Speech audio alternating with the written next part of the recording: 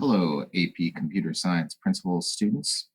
I thought I would share with you a little bit of my messing around in Scratch and talk about some of the things that I was doing with the little Polygon project that you had a little while back. This is totally optional video, but I'm going to talk about some of the things that I did, and it's possible that that might give you some ideas or help you understand some things that you have been trying to do yourselves. So I believe that this was the assignment where the first one where you had to make your own block. So that's an important part of this here. Let's take a look over here what's going on first. Here's my main algorithm here. So when you click the little flag, first thing I'm going to put an erase button in here. If you're wondering where all these pen things came from, you get those by clicking on the add extension, and then you add the pen here. So probably you figured that out already. If you didn't, that's where all those pen commands come from. So erase all, that's a command here. So every time I do the program, I get to start over again with a clean canvas. And then point in direction 90 degrees. That's going to make sure that I'm pointing. I believe that Scratch thinks 90 degrees is this way. You can see my mouse pointing to the right of the screen. And then hide, that's to make the Scratch kitty. I'm doing this in the kitty sprite. I'm going to make him hide because I don't really want to see him running around. And then go to, I would like the position to be right up here at the top, but 10 ticks over to the left. That's why that's a -10 there. If you have figured out so far, I think somewhere you have run into this, that the screen here, if you know about XY coordinates, which I think you do, then the Scratch screen goes from -240 to 240 on the x-axis, and from -180 to +180. So this right here is just 10 ticks over to the left of the y-axis. And then here I'm setting some variable that I'm calling n to pick random 3 to 3. What do you get if you pick a random number from 3 to 3? You get 3. Why do I have that? Well, I'm going to start messing with these numbers in a little bit. So for right now, I just want to make it 3. So I'm setting n to 3, and then I'm going to repeat, same deal, 55 times. I'm going to draw a polygon. This is my block, and I'm sending that number. So it's going to start at 3.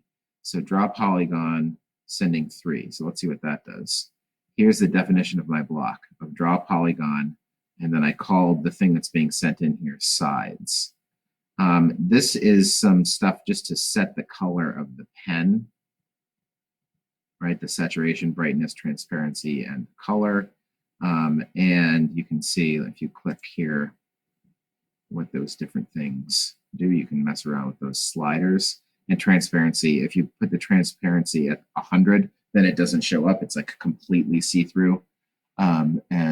If you have it at 0, then it's completely not transparent, which is what I want for right now. And then I'm going to set the pen color to 1. That's on a scale of 1 to, or 0 to 100, I guess. Make that a 0, doesn't matter. And then I'm going to repeat for the number that got sent in here, which is sides. So the first time that gets called, it's going to send the number 3, right? Because I set n to 3, and that's the thing that I'm sending to my block. So it's going to repeat 3 times.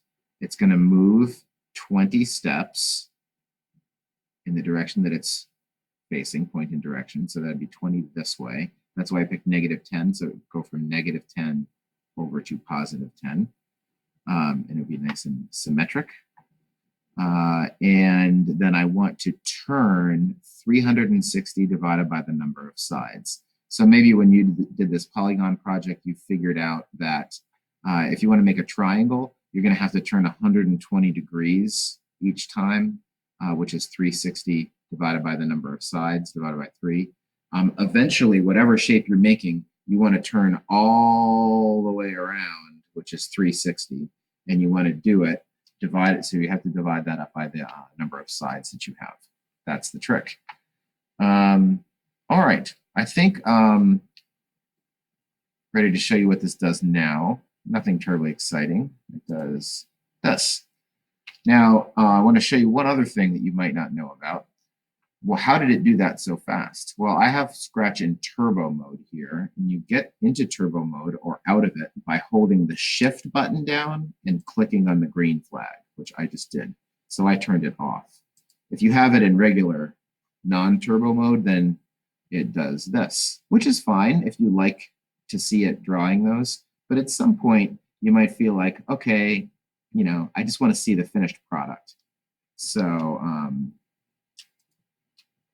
there it is, back to turbo mode. Okay, so then it occurred to me, well, you know, maybe you could start messing with the colors or something. So I introduced this command here. Let's see, where do I want to put this? So I want to change the pen color every time I draw a side. No, let's see.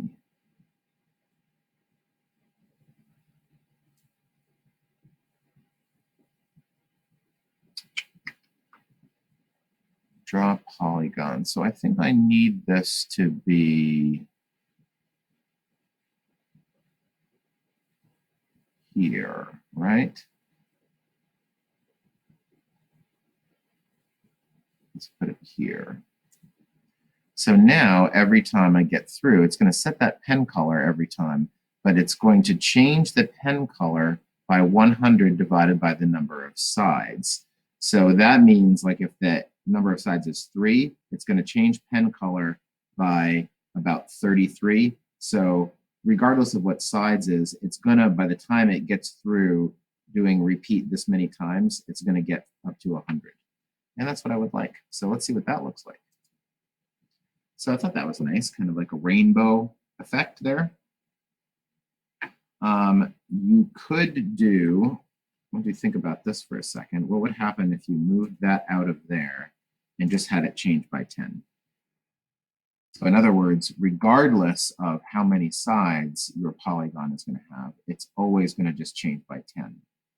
So it's not going to have, the effect of doing this here was to kind of line up the colors so it'd always make it around all the way through the color spectrum every time. So if I did this, ooh, that's kind of cool. So it's not going through, I don't get the same color bands. The bands are kind of swirled around.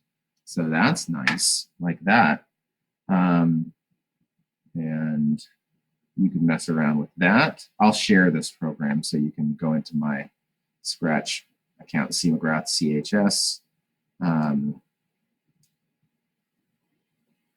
And go back to that. That's all fun. And then I thought about, well, you know, what if we just really try to have the computer make some art here? That would be fun. So what if we like randomize a bunch of these things? So instead of having, get rid of these, let's just move these off to the side here. Oops, didn't mean to do that.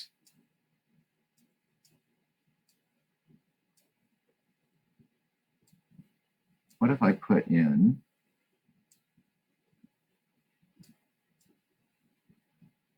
these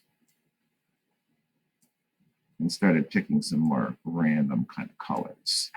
So the set pen color, I think you could do 1 to 100 here, but I'm going to be changing it.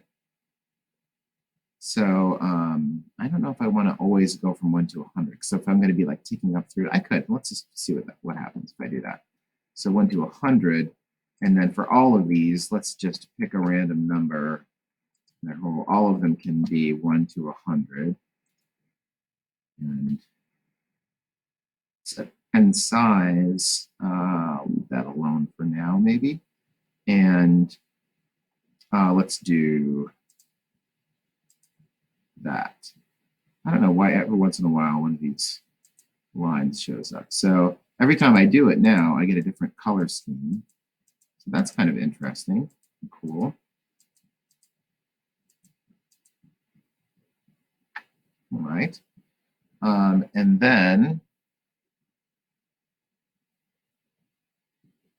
I thought, well, what about, I mean, what if we tried to just get the computer to scribble? You know what I mean? Let's do some scribbling. So I started messing with these other things. Instead of always starting at that nice little spot right in the top, right at the top of the screen, let's start at some random position. And I don't really need to point in any particular direction, just whatever the last direction I thought will do just fine. So there's that. And then why do I necessarily need to always start with a triangle? I don't. Well, let's just see what it looks like now. I did that. So now it's just kind of messing around with where it starts. Well, that's fun. And like, why is it doing this weird, like kind of moving them off to the side? Well, when you keep telling Scratch to go off of the screen, when you start giving it coordinates that are off, then weird things happen. So that's what's going on there. If we're just trying to get it to scribble, though, that's not necessarily a problem, is it? So here, I'm always starting at 3, but we don't need to do that. What if we started with something that was either 3 sides, or, I mean, we're not really making polygons anymore, so I could just do 1, and then maybe to, what, 10 or something? Pick a random number from 1 to 10. And then I don't need to repeat it the whole, like, all these times. I could make that random too. So what if I repeated it like, I don't know, how about from 1 to 25 times? And then I did my draw polygon. So depending on what that number is, I get more or less of them, and they're starting in different random places. All right, that's interesting. And then what if, let's see, when I do draw polygon, instead of always moving the same amount, what if I moved like different amounts? What if I moved from like, let's say 5 to, oh, I don't know, maybe try 25. And then instead of turning this amount, well, actually, I think maybe I left that here. So you could mess with this and put like a random thing in here too. I think I'm going to leave that for now. And we could do that. So, okay, now we're getting scribblier.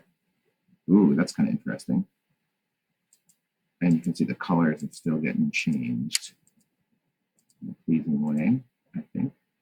Okay, I thought, well, I wanted to just keep scribbling. So instead of just having this, let's see.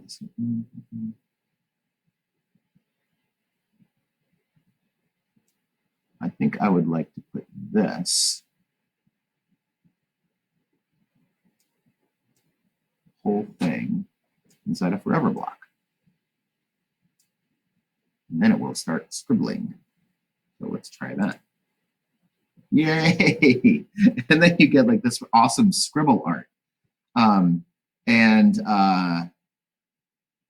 I thought that was fun. And then, you know, you can just continue to mess with the settings here, like what kind of parameters you're giving it for a random number choice. And you can stop it at various places and look at your nice computer art. And you can say, look, it's art. I printed one that I liked. This is my, looks kind of like the one that's on the screen now, doesn't it? But yeah, I don't know. That makes me happy. I don't know about you. Again, I'm going to go and I'm going to share that.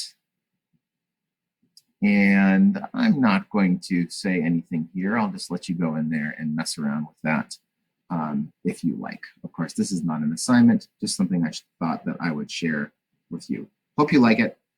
Feel free to comment here or an email. If you have any questions, then let me know.